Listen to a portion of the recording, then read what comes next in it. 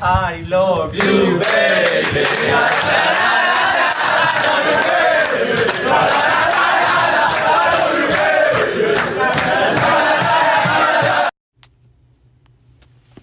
Hello guys and gals, and welcome back to the channel Some Heat Austin. Today we have a news roundup coming your way, from the rumor of Driussi being out for 2 to 3 weeks to a potential new arrival to bolster our attack, and much more. So sit back, relax, and let's get to it. To start us off, we have the news about Sebastian Driussi being out for a potential 2 to 3 weeks, as reported by Jorge Iturralde and Club Deportes via YouTube and X. I just wanted to say real quick, shout out to Jorge and his reports. He's a top guy. Met him a couple times, talked to him, and yeah, I'll link his information down below. These injury reports that we are hearing about Sebas come right after our home opener last Saturday, and where we saw that he wasn't fit and he wasn't on the bench or in the squad at all. If reports are to be believed, Sebas could be potentially out for this weekend. Well, almost basically confirmed, which I'll shamelessly plug again. I will be doing a match preview and review on this channel, so make sure to subscribe and come back for that. And again, that match is against Seattle, but also our home game next Saturday against St. Louis, and even our matches against Philadelphia Union, also at home and then away in Orlando. Of course, we're all hopeful that he can recover fully and maybe even sooner. Who knows? I'll definitely keep you guys in the know as those news and updates develop. And with Driussi almost definitely being rolled out for this match, some people believe it's because of Lumen Field and how it's turf, and some people say it can exacerbate injuries. I'm just hoping we see something different in that midfield from Josh Wolf, starting with dropping really and leaving his son Owen on the bench. I personally would like to see a midfield of Valencia, Danny Pereira, and Ring. We saw those three, especially Valencia, which I really liked how when he came on Saturday against Minnesota, and then Wolf moved back to right back, from midfield. We saw a lot more of dynamism and intensity, and I think if Danny can play a little bit more advanced like we saw later on in that match against Minnesota, and Valencia and Ring behind him, I think it could work really well. Now, moving on to a transfer rumor that has taken Austin FC media by storm is that of 22-year-old Israeli international Liel Adaba. I'm not sure if I'm pronouncing that right, but I think. As first reported by Israeli media Sport 5, both Austin FC and Atlanta United have shown interest in the forward, who plays predominantly on the right for reigning Scottish Premiership champions Celtic. Adaba reportedly fell out of the team of Brendan Rodgers' side earlier this month after being verbally attacked while walking down the street, which I think, regardless of your opinion or view on the conflict, which is going on, I just think it's completely unacceptable. There's also, I looked around, there was no proof really that he's in support of either one, but as we know, Celtic supporters are mainly Palestinian, on the Palestinian side of things. But yeah. Brendan Rodgers went on to say Adaba was not in the right frame of mind to play following the incident. So far this season, Adaba had 1 goal and 2 assists in 11 appearances, so a bit of a dip in form from his previous campaigns, and a total of 29 goals and 22 assists in his 129 appearances during his time at Celtic, which was 3 years at the club. If there is real substance to this rumor, as both the player and Celtic want to part ways, Austin does have a slight advantage over Atlanta, as we have an international spot that Atlanta doesn't. Ideally, though, someone like Ring could be bought down from his designated player contract, and Adaba could come in as a young designated player. With a transfer market value of $7 million, it's no surprise that fans are excited from the rumor, myself included.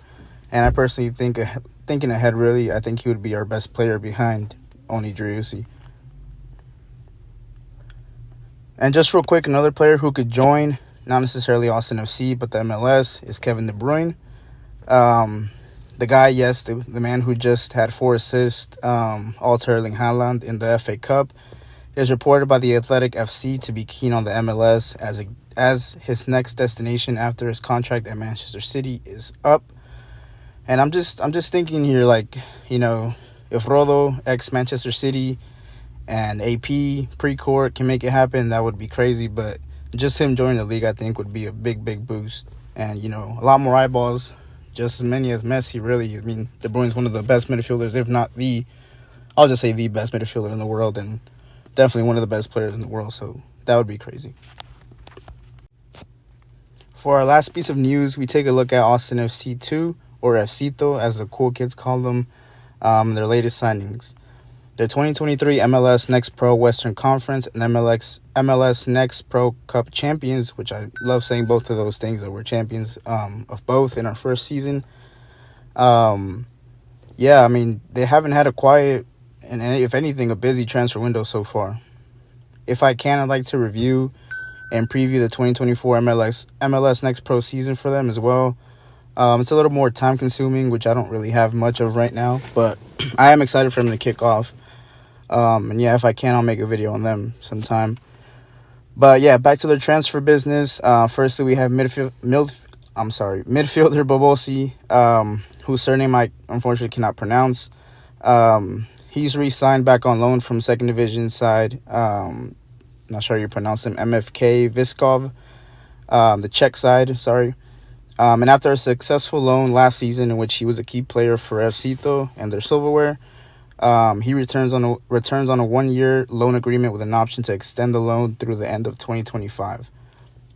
Just some quick stats for you guys if you're not aware. Bobosi appeared in 26 matches, including all 4 playoff matches for FCito last season, where he registered 1 goal and 3 assists.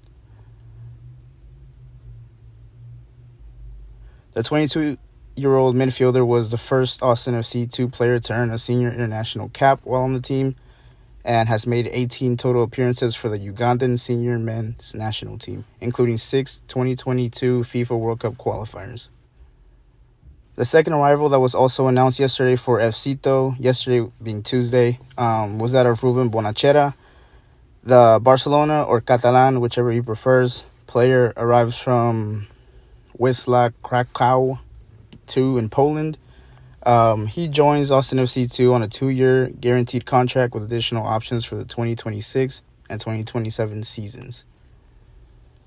A 20-year-old defender who is originally from Terrassa, Spain, plays primarily as a left back, and he began his career in the Cornellà youth system and moved to the academy of La Liga side Villarreal in 2019, which there he made 4 appearances for Villarreal's under-19 side in the UEFA Youth League before joining the Polish club.